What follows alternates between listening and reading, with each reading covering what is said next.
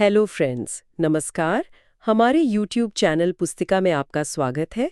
मैं सोच ही रही थी कि आज हम किस नए विषय पर चर्चा करेंगे। हाँ, देखिए आज का विषय तो सच में बहुत खास होने वाला है। पर उससे पहले ना दिमाग में एक सवाल आता है, पुस्तिका सीरीज क्यों इम्पोर्टेंट है?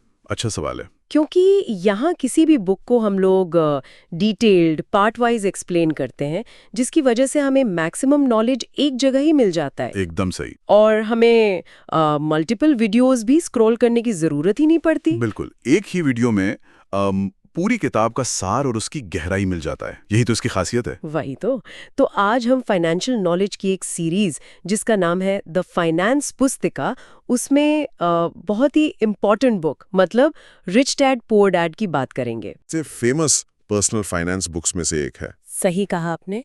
और इसे पढ़ना इसलिए ज़रूरी है क्योंकि ये पैसे और इन्वेस्टमेंट्स और फाइनेंशियल फ्रीडम के बारे में हमारी जो पुरानी सोच है ना, उसको पूरी तरह बदल देती है। एकदम जड़ से बदल देती है।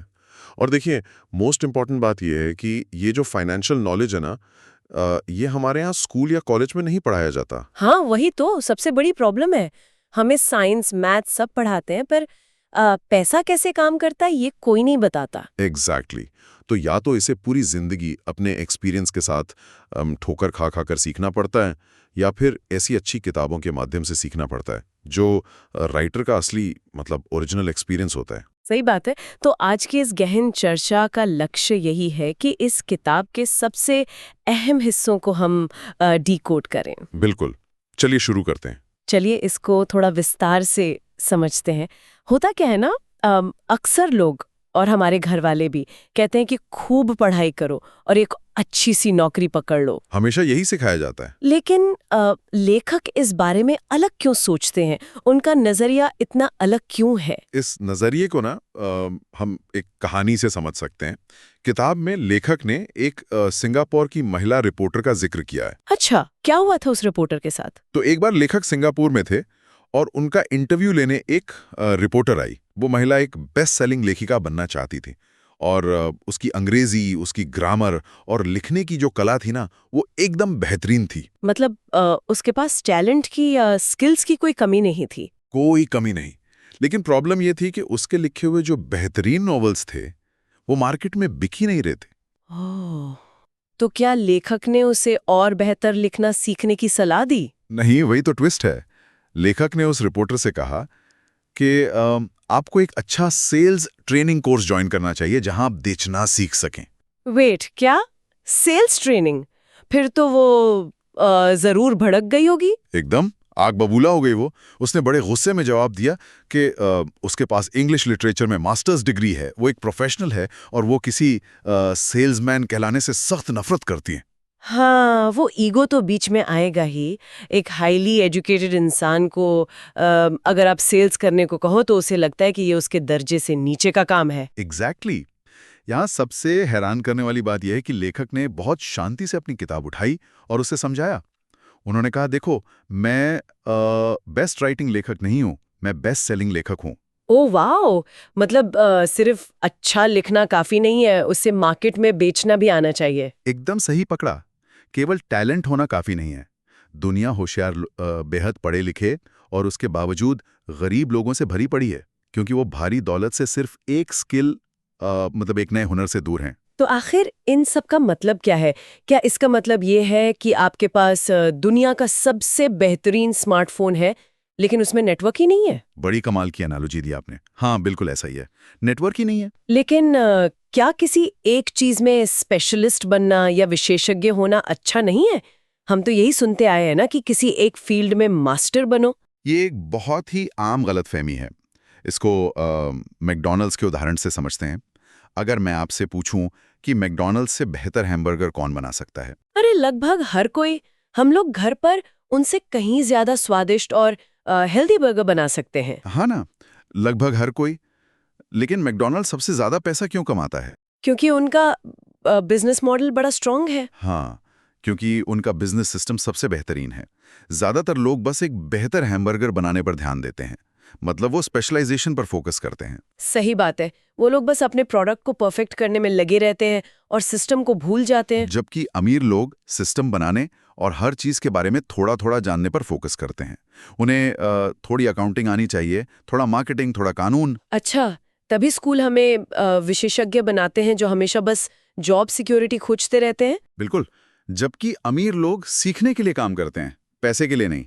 जैसे लेखक ने सेल सीखने के लिए और रिजेक्शन का डर निकालने के लिए जेरोक्स कंपनी में काम किया था। यहाँ पर बात सबसे ज्यादा दिलचस्प हो जाती है। अगर अमीर बनने का ये सिस्टम इतना ही लॉजिकल और आसान है, तो हर कोई इसे क्यों नहीं कर पाता? वो कौन सी रुकावटें हैं जो एक आम इंसान को रोकती हैं? देखिए, फाइनेंशियल नॉलेज होने के बाद भी ना 5 ऐसी बड़ी मनोवैज्ञानिक रुकावटें आती हैं जो इंसान को आगे नहीं बढ़ने देती। और इसमें सबसे पहली रुकावट है पैसे खोने का डर। डर। हाँ, ये तो हर किसी को लगता ही है। अपना पैसा डूबता देखना कौन चाहेगा? अगर हम इसको बड़े पैमाने पर देखें तो डर सच में हर किसी को लगता है, अमीरों को भी लगता है। लेकिन फर्क ये है कि आप इस डर का सामना कैसे करते हैं। मतलब उनका रिएक्शन आम लोगों से अलग होता है? सही कहा। इसके लिए किताब में टेक्सास के लोगों की मानसिकता का बड़ा शानदार उदाहरण दिया गया है। टेक्सास में जब लोग जीतते हैं तो उनकी जीत बहुत बड़ी होती है, और जब हारते हैं तो उस हार को छुपाते नहीं हैं। वहाँ एक ऐतिहासिक सैन्य हार हुई थी एलामो में, तो उन्होंने उस हार पर रोने के बजाय गर्व से उसे एक टूरिस्ट स्पॉट में बदल दिया। Oh wow! अपनी हार से भी उन्होंने एक अपॉर्चुनिटी निकाल ली। बिल्कुल। असफलता हारने वालों को अंदर से तोड़ के बर्बाद कर देती है, लेकिन जीतने वालों को प्रेरणा देती है। लेकिन जो लोग हारने से या पैसा खोने से बहुत ज्यादा डरते हैं, उनकी फाइनेंशियल जिंदगी कैसी दिखती है? वो लोग ना जिंदगी का खेल बहुत सुरक्षित खेलते हैं। वो बस बैलेंस्ड निवेश करते हैं, रिस्क नहीं लेते हैं। जबकि जीतने वाले लोग शुरुआत में बैलेंस नहीं बल्कि फोकस्ड होते हैं। सही बात है। डर को एक इंजन की तरह यूज करना चाहिए, ना कि स्पीड ब्रेकर की तरह।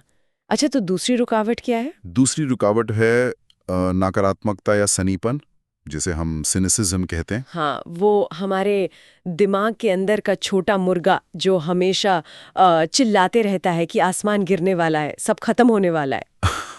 बिल्कुल वही छोटा मुर्गा। इसको समझने के लिए रिचर्ड नाम के एक व्यक्ति की कहानी दी गई है। रिचर्ड ने फोनिक्स में एक बहुत ही मुनाफे वाला रियल एस्टेट डील देखा। उसे एक घर मात्र $42,000 में मिल रहा था। तो उसने खरीद लिया? नहीं, वही तो उसने गलती कर दी। उसने वो डील सिर्फ इसलिए कैंसिल कर दी क्योंकि उसके एक पड़ोसी ने कह दिया कि ये सौदा बहुत खराब है।